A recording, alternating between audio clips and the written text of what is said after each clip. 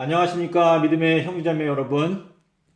저는 오늘 이 시간에 여기 출애굽기 3장 1절에 이 말씀을 가지고 여러분과 함께 살펴보고자 합니다.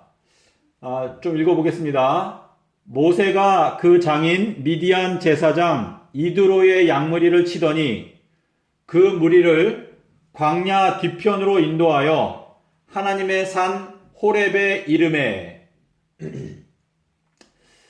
요 내용은 이제 모세가 사람을 죽이고 바로에게서 이제 도망가서 미디안에 있는 그 이드로 모세의 장인 그 집에서 살면서 모세가 그 이드로의 양무리를 이제 치는데 그 양무리를 데리고 광야 뒤편으로 인도해서 하나님의 산 호렙에 이르렀다라고 기록을 하고 있습니다.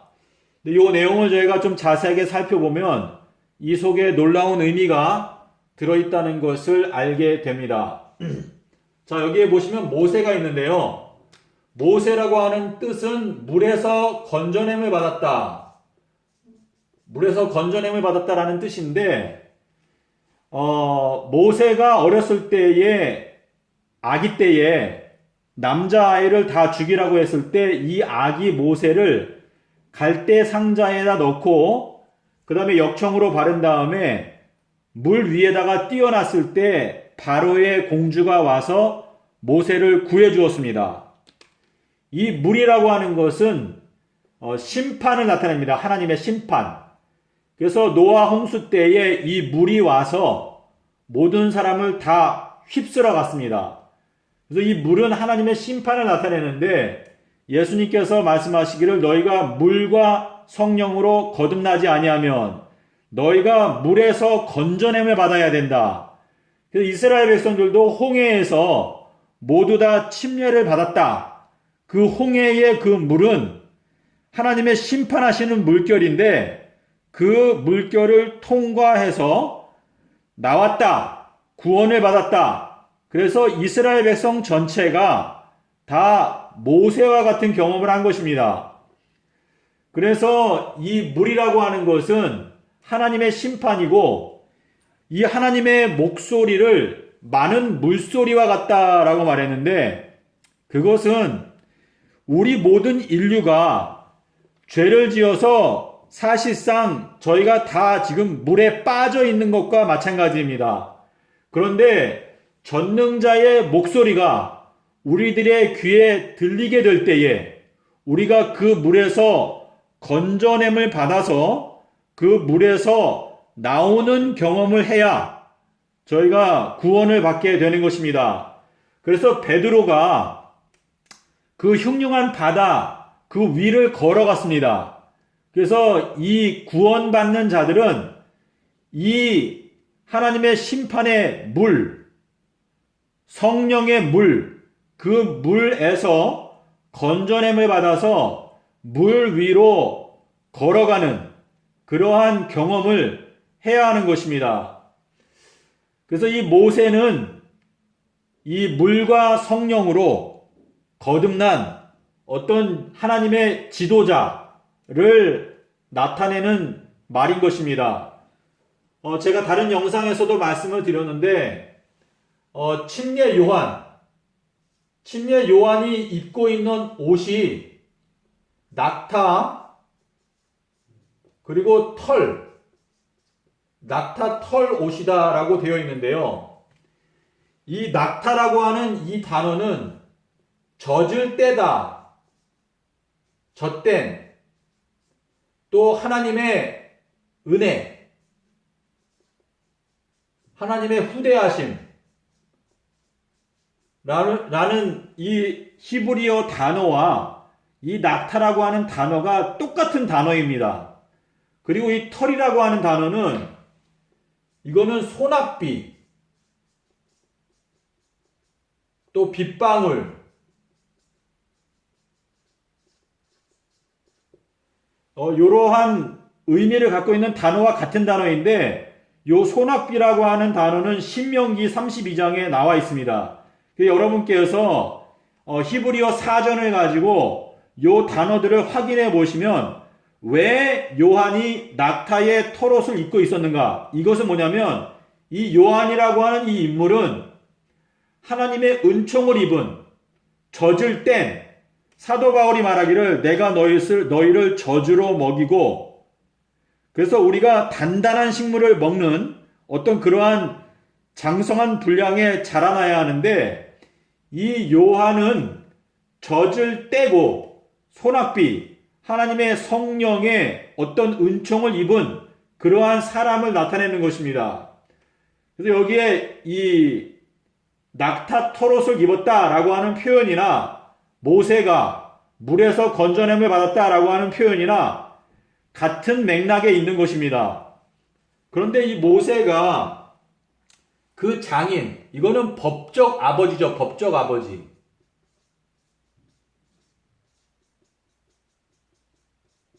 예, 요거는 여러분께서 좀 생각을 해 보십시오. 뭐 여기에 대해서. 그리고 이제 이드로라고 하는 이 뜻은요, 지극히 높은이라는 뜻입니다. 지극히 높은. 여기서는 아버지 하나님의 예수님의 약물이. 그래서 모세가 그 장인 미디안 제사장인 이드로, 지극히 높은 분의 양떼를 치는데 그 양무리는 요거는 하나님의 백성을 나타내는 것이죠.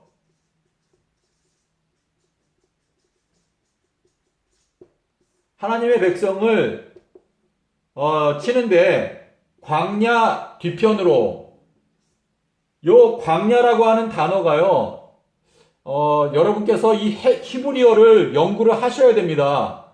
그래야지 저희가 진리의 밝은 빛을 알 수 있는데요. 이 광야라고 하는 단어는 미드바르 광야인데, 이 광야라고 하는 단어는 똑같이 하나님의 말씀,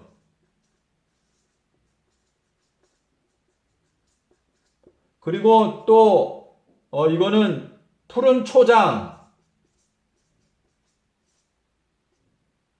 이렇게 풀을 뜯어 먹을 수 있는 이런 넓은 초장, 이 초장이라고 하는 단어도 역시 똑같이 미드바르라고 하는 단어가 사용되었습니다. 자, 그런데요,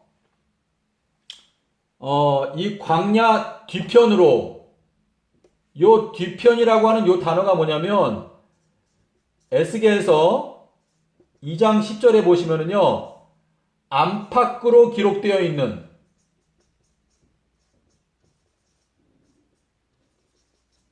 안팎으로 기록되어져 있는 책이 나오는데, 요 안팎으로 기록된 책이 똑같이 계시록 5장 1절에 나옵니다.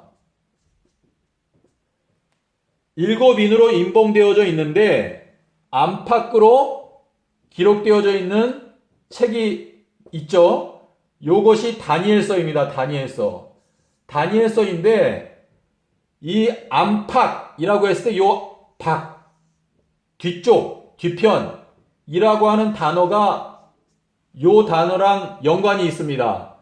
그래서 광야 뒤편으로 인도해서 하나님의 산 호렙에 이르렀다 라고 말을 하는데요. 이 호렙이라고 하는 요 단어는요, 굉장히 여러 가지 뜻이 있습니다. 드라이, 가뭄, 또 황폐, 또 무슨 뜻이 있는가 하면, 잠시만요. 제가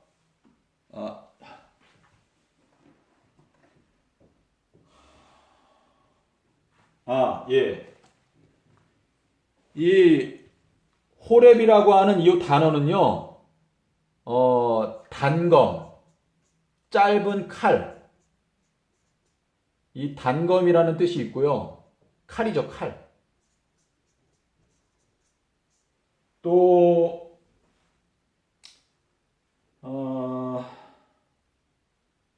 예, 제가 뭐 다 말씀을 드렸습니다. 예, 이러한 의미가 있는데요. 자, 요 내용을 저희가 한번 다시 한번 생각해 보겠습니다. 이 모세라고 하는 요 사람은 물과 성령으로 거듭난 어떤 지도자를 나타내는데 그 지도자가 가장 지극히 높은 분의 양무리를 인도해서 하나님의 말씀의 뒤편에 있는 하나님의 말씀의 뒤편 안팎으로 기록됐다. 이건 뭐냐면 여러분께서 열왕기상 3장 12절에 보시면은요. 솔로몬에게 하나님께서 지혜를 주실 때 너의 앞에도 너의 뒤에도 너와 같이 지혜로운 자가 일어남이 없다. 이렇게 말씀하셨는데 이 광야 뒤쪽으로 인도했다. 이 말은 하나님의 말씀에 그 임봉된 그 책의 내용에 뒤쪽 내용으로 그 양무리를 인도했다라는 뜻입니다. 자, 여기 다니엘서에 안팎으로 기록됐다라고 하는 건 뭐냐면 과거에 성취되었던 내용이 미래에도 또다시 성취된다라고 하는 의미가 있는데 이 다니엘서는요. 이 마태복음 24장에도 보시면 마태복음 24장에 거기 보면은 예루살렘이 군대들에게 에워싸이는 것을 볼 때 너희들은 도망가라. 근데 그것은 70년도에 예루살렘이 멸망한 것도 나타내지만 역시 예수님의 재림 때 있을 사건도 나타냅니다. 그래서 이중적으로 성취가 되는데 다니엘서가 과거에 성취되었던 것이 또 미래에 다시 반복돼서 성취된다 라는 의미인데 이 미래에 성취되는 것을 바깥쪽의 내용이다 라는 뜻입니다. 그래서 이 모세가 지극히 높으신 하나님의 양무리를 인도해서 하나님의 말씀의 그 뒤쪽의 내용으로 그들을 인도해서 하나님의 산 호렙에 이르렀다. 그랬는데 이 호렙은 이 단어의 뜻이 가뭄, 황폐 또는 단검, 칼 이러한 의미를 갖고 있습니다. 결국은 이 하나님의 산은요 심판을 나타내는데 하나님의 심판이 가까이 오게 되면 이 세상에는 가뭄과 또 황폐와 하나님의 칼이 심판의 칼이 임하게 되는 것입니다. 자, 그래서 이 다니엘서 9장 27절에 보시면은요. 황폐할 것이 끝까지 작정되었다라고 말을 했습니다. 자, 그리고 요 가뭄은 마태복음 24장 7절에서 처처의 기근과 지진과 가뭄과 또 온역이 있을 것이다. 근데 그것이 바로 해산의 고통의 시작이다 라고 말했는데 사도 바울이 데살로니가전서 5장 3절에서 잉태된 여자에게 해산의 고통이 갑자기 찾아오는 것처럼 멸망이 갑자기 이르러 올 것인데 너희가 결단코 피하지 못한다 말했습니다. 그래서 이 지극히 높으신 하나님의 양떼를 하나님의 말씀의 뒤편 이제 그 다니엘서 안에 있는 미래에 속해 있는 그 비밀들을 깨닫게 되는 곳으로 인도를 해서 하나님의 산 호렙에 이르렀다. 하나님의 심판, 가뭄과 황폐와 칼이 임하게 되는 그 시점까지 이르러 오게 되었다 라는 의미입니다. 자, 그런데요,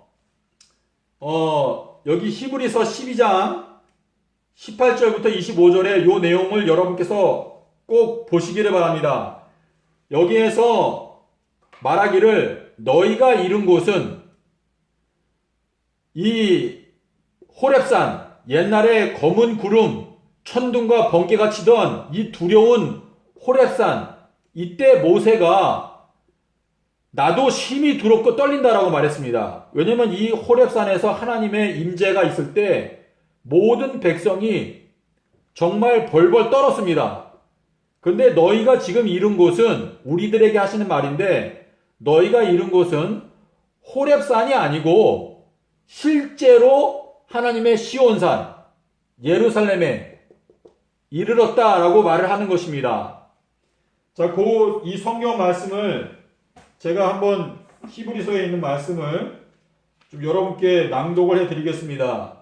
히브리서 12장 18절부터 너희가 이룬 곳은 만질만한 불붙는 산과 흑은과 흑암과 폭풍과 나팔 소리와 말하는 소리가 아니라 그 소리를 듣는 자들은 더 말씀하지 아니하시기를 구하였으니 이는 짐승이라도 산에 이르거든 돌로 침을 당하리라 하신 명을 저희가 견디지 못함이라.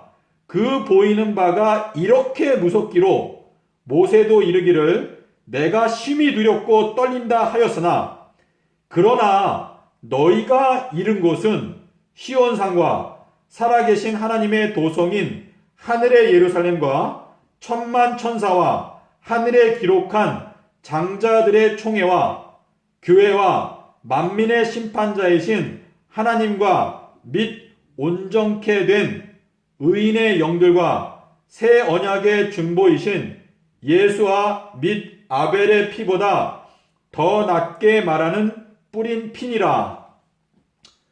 예, 믿음의 형제자매 여러분, 여기에서 사실상 히브리서 12장 24절이 가장 중요합니다. 저희가 이 말세에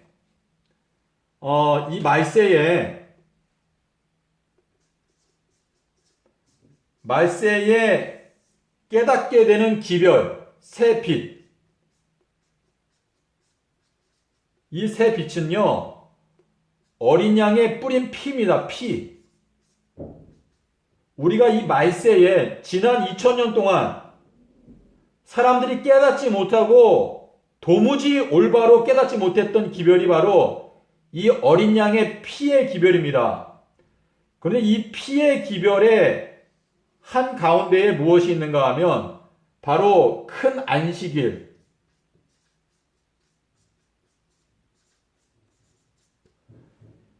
자, 모세오경에 보면은요, 하나님께서 명령하신 명령들이 무지하게 많습니다.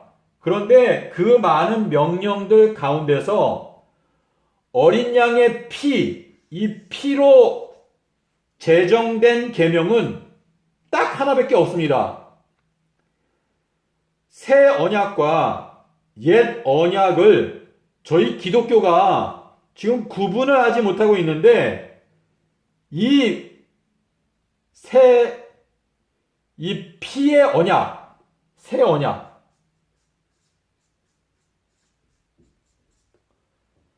여러분, 사도행전 17장 30절에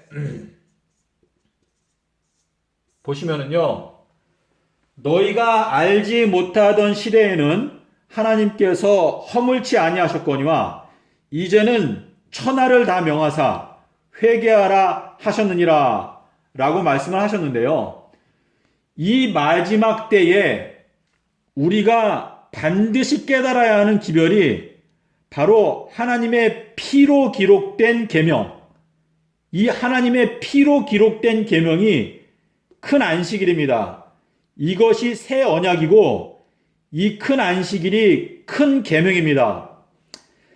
요한복음 13장 15절에서 제가 지금 성경 구절이 정확하게 생각 안 나는데요. 잠깐 찾아보겠습니다. 요한복음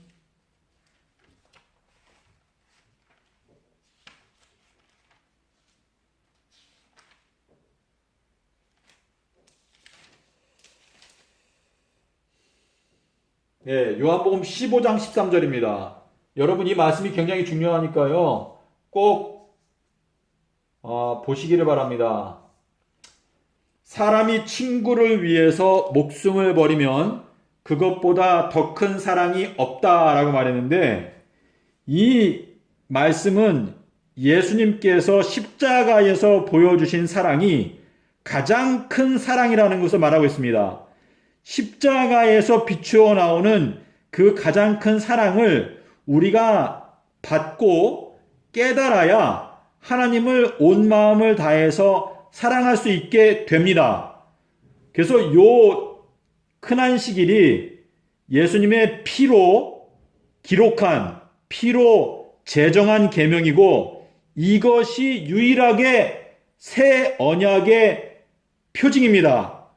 이것이 바로 구속 사업의 핵심입니다. 핵심. 예수님의 십자가, 피 흘림이 없은즉 죄 사함이 없다라고 말했는데, 이 피 흘림의 계명, 이것이 바로 새 언약의 핵심입니다.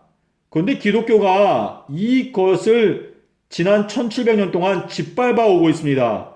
그래서 예수님께서 이 악한 죄악을 깨닫게 하기 위해서 요나의 표적을 주신 것입니다. 요나의 표적. 요나는 비둘기라고 말씀드렸죠.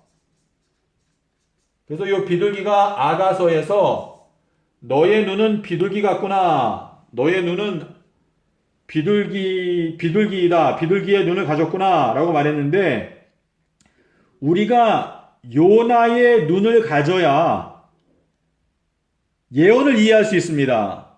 그래서 요나의 눈을 가져야 이 광야 뒤편, 하나님의 말씀의 바깥쪽에 기록되어 있는, 안팎으로 기록되어져 있는 이 다니엘서의 바깥쪽의 내용을 깨달을 수가 있습니다. 그래서 여러분께서 이 아가서에서 이 왕이 이 여인에게 내가 너를 정말 사랑한다. 너는 정말 아름답구나. 어여쁘다. 너는 비둘기의 눈을 가졌구나. 그리고 심지어 이 아가서에서 이 여인을 뭐라고 불렀냐면 비둘기야, 내게로 오라. 비둘기라고 불렀습니다. 그래서 이 비둘기라고 하는 이 단어가, 이 비둘기에 해당되는 단어가 요나가 있고, 또 하나는 토라입니다. 토라.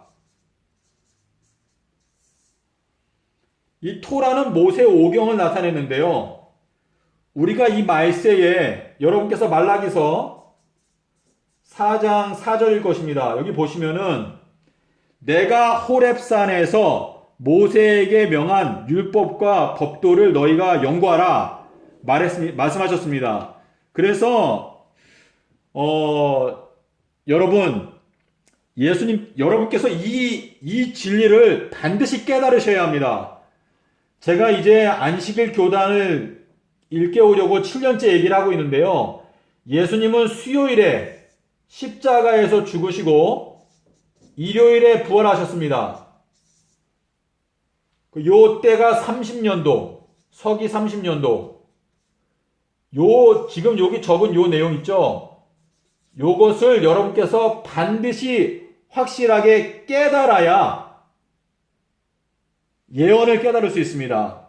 근데 이 말씀을 깨닫기 위해서는 여기 말한 대로 요나, 비둘기의 눈을 가지고 이 성경 말씀을 바라봐야, 자, 비둘기는 뭐라고 했습니까? 너희가 비둘기처럼 순결하라. 순전한 마음으로.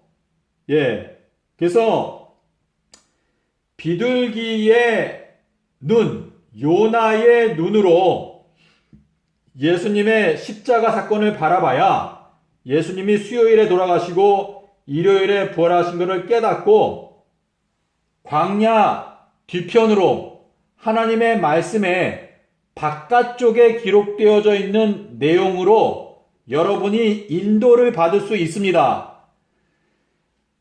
자, 제가 거의 다 말씀을 드렸는데요. 저희가 이 말세에 하나님의 말씀을 좀 더 자세하게 이렇게 연구를 하다 보면은 하나님께서 저희들에게 과거에 깨닫지 못했던 새로운 빛으로 저희들을 인도하십니다.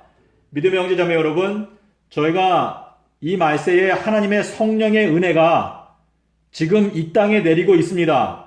그렇기 때문에 어느 누구든지 진리의 말씀을 연구하기 위해서 결심을 하고 노력을 하면 과거에는 깨달을 수 없었던 내용을 저희가 오늘날은 깨달을 수 있습니다.